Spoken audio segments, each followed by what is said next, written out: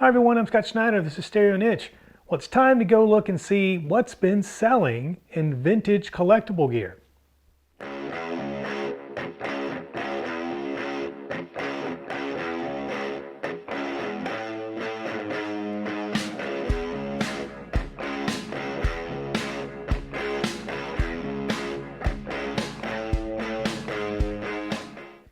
All right, well, if you have watched the channel for some time, you will have seen one of these videos before. I like to monitor what's been selling in vintage collectible audio, and so I sort of keep track of that and keep tabs on what's been selling, and then I put that into a video and talk through those and showcase those to you here. Now, my criteria, just to make it interesting, are things that are over $5,000. That's sort of the threshold. And that way we find some things that are mostly unique, we haven't seen before. Some of these we have, I've put a few of those in here, but most of the things are unique to me as well. And I'm aware of them, but I just don't see them come up for sale, or it might be the first time I've ever seen it. So stick around, let's go through them and we'll do a bit of a summary at the end.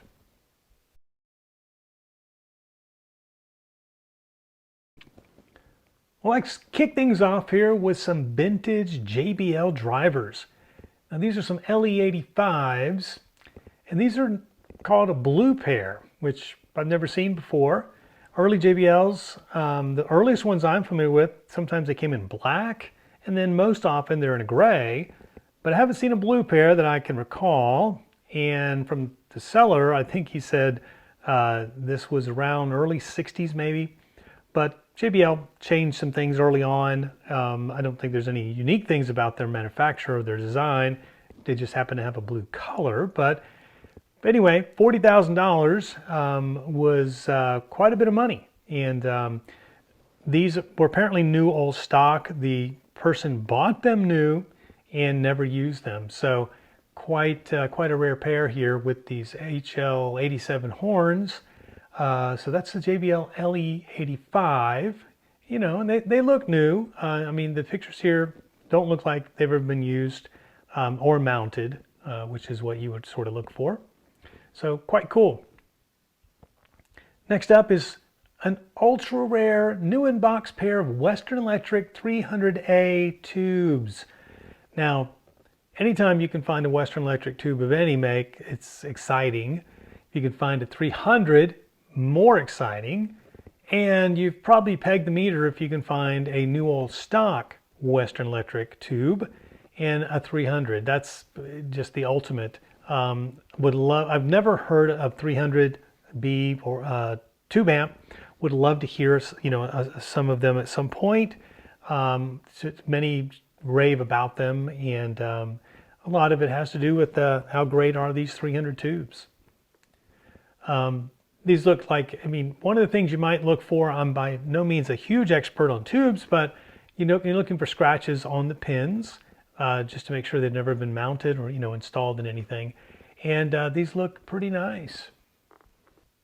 Now here's something very unique. Never seen this before, never expected to see this. Never really thought about it at all, but these are some very unique tubes called a Dumont for a K1043 that went in an IBM computer. If we recall, the very, very first computers were tube-based, and these are some tubes that apparently went in them.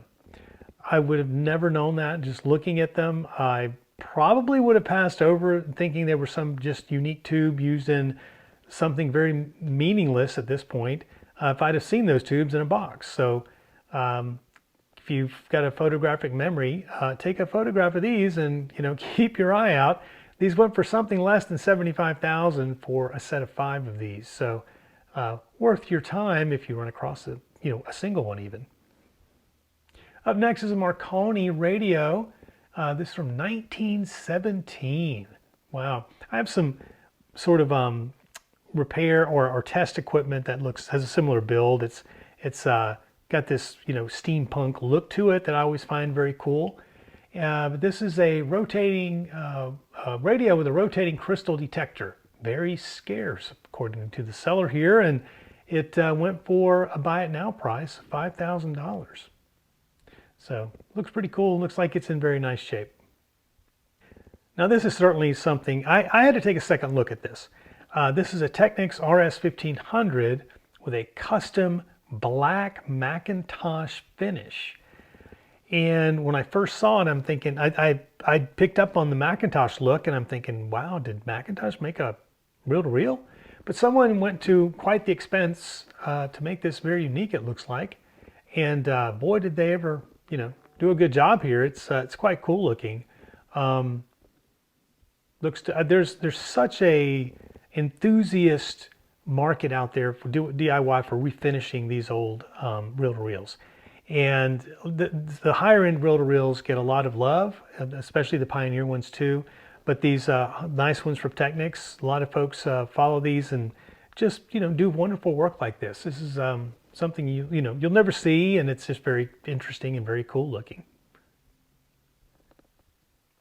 Up next, some rare Fisher the 200 mono tube amps. Quite nice looking. I love the look of these amps. I love the finish, the sort of the gold patina look of the metal side of things, but I love the sort of dark brown finish also on the transformers, and that just looks cool. I'm not familiar with the 200. I haven't seen it before. I've seen very few monoblocks from Fisher or Scott for that matter.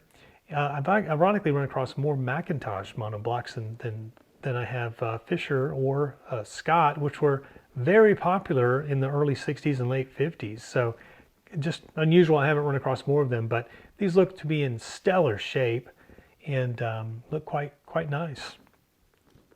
Let's see, and these sold for best offer of $6,200, so something less than $6,200. So they went for a pretty good price, it looks like. Up next, some JBL L101 Lancer speakers. These have an LE14A driver with an LE175, and looks like it has that potato masher sort of tweeter cone there, or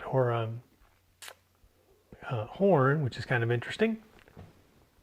These also, in the woofer, you can see that white, sort of more of a tan colored surround on the woofer is called Lancelloy. And if you're not familiar with it, it was from around the early 60s, I believe. It was supposed to last forever. And while it might last forever, it's not flexible forever. That's the problem. It turned very rock hard and became inflexible over time. And there is a remedy, but it's a short-term remedy to make them pliable again. And I won't even talk about it because I don't think it's a viable actual way. You need to replace, if you want to use the speakers, you need to put a modern foam on it and replace that. Now the Lancelloy it's a tough material. It'd be very delicate with taking it off the cone to make sure you don't damage it. Just means take your time. It can be very much done with plenty of patience. And just take your time, you'll get it off there and then put a nice new foam on there and you're good to go. This is a gorgeous looking Ampex 300. I don't say that often for these sort of, I'll say, commercial studio reel-to-reels, but this one, it just sparkles. They did an excellent job in, I don't know, maintaining this thing, and or the pictures are just exceptional in the way it sort of glows in these pictures. But it looks like brand new. It looks like it has been waxed over time and just so well kept. But these were the main units of recording studios back in the day, and currently a lot of studios like to try and get these so they can do sort of period correct recording so they get that vintage sound that they look for. And so this one looks like it sold for $9,000, and I would assume it probably went to a recording studio somewhere. Now this is cool. I've never seen this before. From 1935. An RCA Victor special phonograph by John Bassos, apparently, and he says it's an all original, and it's quite cool. It's a chrome case with, what looks like is sort of that crushed velvet red on the inside, although it's not real velvet, but it's got that kind of look to it. And wow, what a machine this thing looks to be. It was very well done. It looks sort of like the Cadillac of portable phonographs. Up next is a Philco predicta. Now these things are just very, very cool. This television looks to me like it came out of the the Jetsons. It has that futuristic look to it. I bought there was a repair shop several years ago going out of business, and I went over there to see what he was, he was selling a few things that he had left. He was just trying to clean out the shop. And I was milling around and I found these brochures for what looked like predictas. But they were not predictas, they were made to look like a predicta using more modern but tubes from more modern televisions. And the guy that owned that shop used to make them. And here's I took a couple of brochures and here's a picture of one, but he would sell them as new because he was basically building these things from scratch. But it was to emulate the look of the predicta. He had one sold to David Copperfield, the magician, actually.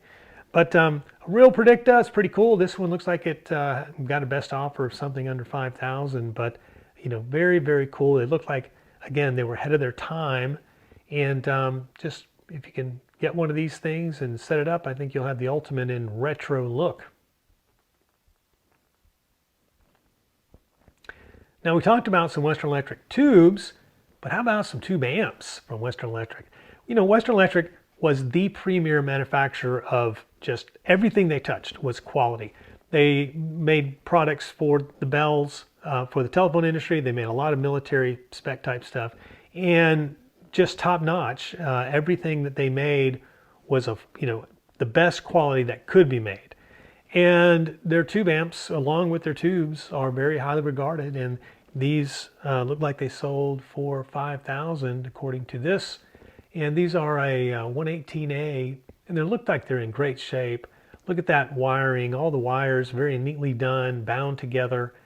It took so much time to put everything together and just make it neat. And they spared no expense. And these look to be in nearly mint condition. They look almost new. Up next is the 1958 set of Klipschorns, and these look quite stellar, except for the one chip on the veneer and the one on the right there. These look to be in excellent shape. I bet they were bought, put in one place, and probably never moved for 98% of their lifespan.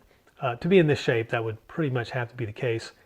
But these look great. Love that label. Looks to be sort of an engraved plastic, which I've never seen that kind of a label before. So obviously, very early on. That wood horn is just ultra cool. And look at that crossover. They took some excellent pictures, by the way. You have to always look out for nice pictures. They've taken their time. They wanted to make sure they captured good quality pictures, and they've done that here. These look fantastic. Here's the labels showing everything is matching. One of the things on Klipschorns is that they're stamped and labeled with their different components, with their their serial numbers on the different components, because they do come apart. And so you can match things up and make sure that they were all one unit. You see that 1447 in multiple places. Quite cool. Well, up next, something I would love to run across someday. And that's a set of tube Marantz gear. This is Marantz 9 amplifiers, and these came from Japan. Kind of interesting. So for many years, the Japanese market was very, very high and kept in high regard any US-made audio gear, and they were buying it in droves. So it looks like now some of that stuff may be headed back, or maybe it's shipped somewhere else. I don't know, but this is apparently looks like it's shipping back here from Japan, according to this. So they sold for $12,677.59, which is probably due to an exchange rate. But would love to have a set of Marantz gear at some point, tube gear, very nice. And I have a lot of solid state Marantz, but I don't have any tube era stuff. And these look to be in excellent shape. Again, look at the wiring there. They spared no expense back then on the Marantz gear, and did such a great job. And this pair includes the original boxes, so another reason for the probably higher than normal price. Now this is something I've never seen before. This is basically a European console from a company, well actually this is Telefunken, but it's called the Studio Rosita Palisander. Quite an interesting name. Wood Luxus. I don't know if that means wood deluxe. Not quite sure, but it's cool. I'm a sucker for good veneers, and this has a beautiful veneer on it, and just looks awesome. Turntable on the left side, radio on the right, and just look at that. If you are into MCM, you would just love to have this in your home and in your possession. Now here's a cool reel-to-reel Studer. If you run across any Studer reel-to-reels, you've got some quality there. They made some excellent products. This one looks to have been fully restored. It looks to be in mint shape. At a buy it now price of $13K. Looks like it's been very well restored. Looks like new. Look at these rollers and look at those heads. I mean, everything looks to be, minty and redone. I've run across this brand before, Cello Audio, and they just look industrial build here. These look to be very well done and pretty much indestructible. These sold for $8,500. Never heard a set, never seen a set, but quite cool looking. Not a whole lot to talk about. It's just basically a box with some connections on the back. But if anybody's familiar with this, chime into the conversation about your experience, if you've ever owned a set or if you've heard any. Now here's some Leek gear. Leek, I think it's from England, and very well regarded. The Leek gear goes for always a good amount of money. It's highly collectible. It's very high quality and extremely well built. Similar to the way they do Western Electric, but this is more home audio. This is probably what you might say is early audiophile. Look at the internals there, very neatly done. Very similar looks. I mean, if you didn't see them back to back, you may have thought that was Marantz. Now here's something that's just gorgeous. Look at this stack from Kenwood. To me, the Kenwood 700M, which is on the bottom there, the amp, one of the best amps, one of the most beautiful amps made in the 70s. I just love the design aesthetic they brought into this. It just looks, to me, it just looks high end. And the way they've offset the features there and the recessed lighting behind the glass, between the meters, all of it is cool. I had one for a period of time. It didn't work. I bought it out of a closed down repair shop, and it had been pretty much gutted. It was a parts unit, and there was no hope in trying to rebuild it, and I ended up parting it out. But gosh, I had the front faceplate and everything, and it was just gorgeous. And I would love to find one that's intact at some point. But anyway, this was a full stack here and sold for something less than $52.68 because it was best offer. Some more Western Electric tubes. I find interesting typically when I'm doing these that similar things sell for several times. You might not see something come up for a while, and then you'll see 2 sets or 3 sets. And here we have another set of Western Electric 300 tubes in their original box that they're saying here they were never used. So kind of unusual to ever find a set not used is amazing. And to see them here. Now I don't assume these people found them and then suddenly put them on sale. They were probably in their possession for a number of years and they finally decided to sell them. But here they are. This set looks like it's from Vietnam. So again, Asia for a very long time was buying a lot of US manufactured audio gear. And so it looks to me, I'm just guessing here, but some of that gear may be coming back. Now Fairchild, another highly collectible brand from the tube era. And this in particular, now this ad says 248, but that's a 245 preamp. So interesting, somebody found it being mislabeled like that. But the Fairchild gear of this era is highly regarded by audiophiles, and this particular preamp is very well regarded as well. So if you've ever find one in any shape, pick it up.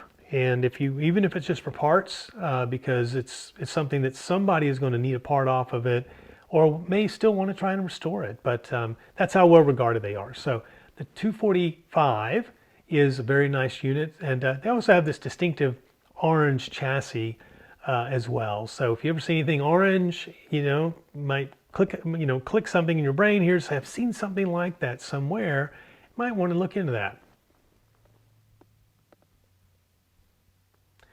Now this one, I left it in here. This is not vintage, but at my first glance, I thought it was because my search was only for vintage. But this is actually a modern tube amp from a company called Leben or Leben. I'm not familiar with it, but it looks like they're pretty well regarded. And if you're familiar with it, chime into the conversation. But looks like a fantastic tube amp. They're not inexpensive new. I think these things are around 10,000. So this one was a little bit older unit, but it looks like it may be new old stock or put right back in its original packaging. I'm not sure, but gorgeous, gorgeous unit. So I thought I would leave it in here just because it was interesting.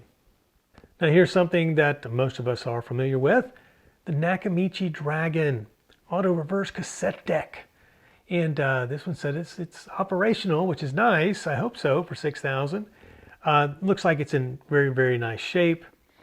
I have a couple of these now, but I had one many years ago, and I had the original box. And believe it or not, I sold it only because at the time, I didn't plan on keeping any cassette decks. And I sold it for a very small fraction of what this one sold for. So I wish I would have sort of hung on to that one. But this is the Nakamichi Dragon, which is very sought after, probably one of the most sought after, right next to the Nakamichi 1000Z XL. Those are very collectible as well. Next up is the McIntosh MX110Z in this case. Look at that. That looks like brand new. That is gorgeous. I have quite a number of Mac pieces. I don't have any of the receivers like this. And gosh, that's a beauty for sure. If you're a collector, you're looking for pieces like that are just essentially flawless and well done. I don't know if they put new glass in that or what the deal is, but it sure does look good. It looks like it was just opened. Back is no different. Literally, that looks like it was just made. Last up here is one of my favorites because I have one. I have the Sansui AU20000. Now, these have continued to go up. This is the highest price I think I've seen for one. Of course, it does say best offer, so it was something less than 5K, but they have continued to go up. I think they're most often are between 2 and 3. At first, when I first saw this, I thought it was a buy it now, but I was surprised because it does have, it looks like a pretty big scratch right there in the middle on the front face plate, which is a pretty big deal. These are probably, in my opinion, one of the best integrateds out there. It does pretty much everything, and they're just built like a beast. One of my favorite parts of it is part of the look. It's a humongous, big integrated amp, but I just love the burgundy chassis paint on these. It was the only unit of the Pro Series that they came out with that had this finish on it, and to me it needs to be seen, which is going to be hard because they're so heavy. You want to put it on the top of your rack if you can. Not sure where you're going to put your turntable, but man, you really want to show these things off. I think they just look that good. But so the AU20000's becoming more and more collectible over time. I think the prices on these are just going to continue to go up. Performance for one thing, but also looks. I think they just have that look that is going to continue to attract collectors. Well, all right, hope you enjoyed that. A lot of cool stuff in this segment. Still listening to the tube amp here. Been a little chilly, and this has been helping out. So it's been very nice having this in the background playing, over the last couple of weeks. But if you guys have some tube gear, now's the time to get them out. Speaking of tube gear, a lot of things sold in the tube era in the recent sales. Western Electric, quite a bit, from 300 tubes, which what I would love to find. I think all of us that have tube gear, sort of our dream to be able to find some Western Electric tubes, but a couple of new sets of new old stock tubes. That's very hard to imagine that you could still, that those could be found in the wild out there. But some Western Electric amps as well, and they looked like they're in excellent condition, so those were nice to see. I can't remember the name, but that very interesting chrome phonograph, looks like it's from the 30s. Never knew that existed. That was, it looked like it was spared no expense build of the day. That was pretty interesting. The Leben tube amp, never seen that model. I've never seen the name before, so that was the first time I'd ever run across it. Looks like a very, very well built one. When I first saw it, I thought, you know, of course it was vintage, but as I got closer pictures, I realized now this is, you know, it looks like a new model, but looks like a very well built model. I'd love to hear one someday. Outside of that, some things that we are familiar with, like the Nakamichi Dragon. There were 2 or 3 of those for sale, and they're going, you know, for pretty good prices. I sold mine years ago, and I mentioned I had boxes of the box with mine, and I sold it for a fraction of what they're selling for now without the box. So kind of wish I would have kept a hold of that one. But I have a couple of nice examples today that you know, are just as nice as the one I had before, just don't have the box, unfortunately. Some other cool things, that Kenwood stack. Man, that thing looked awesome. I mentioned that, you know, I had at one time a parts unit for the 700M. I didn't have one in good enough shape to actually restore it, but what a beauty. I think those 700Ms, they very much hit it out of the park for that time frame, that era. I think it's one of the best looking amps of the time frame, really. To me, they just stand out. They have a heft to them, a quality build to them, and a look that separates them. Reminds me a bit of Luxman in a way, some of their designs they had. I think Kenwood very much punched above their weight class for that particular series, and it looks it. Ampex reel-to-reels. Reel-to-reels, you find a nice reel-to-reel. They're in demand for studios that want to try and replicate the sound of that era. And those were some very nice units that sold here recently. So if you find one of those, you know, Ampex, Studer, both of those are, you know, well regarded. Studer's in particular, but very, very nice reel-to-reels. That Technics reel-to-reel, never seen anything like it. That McIntosh look, quite unique, and definitely stands out. As soon as I saw that picture, I was taken aback. It took me a second to realize what I was seeing. It was quite unique, but that was the first time I'd ever seen something like that, so that was pretty cool. Well, I think that'll do it for this week. If you guys don't want to miss that next video, hit subscribe. Give us a thumbs up while you're there. And as always, thank you guys for tuning in. We'll see you next time.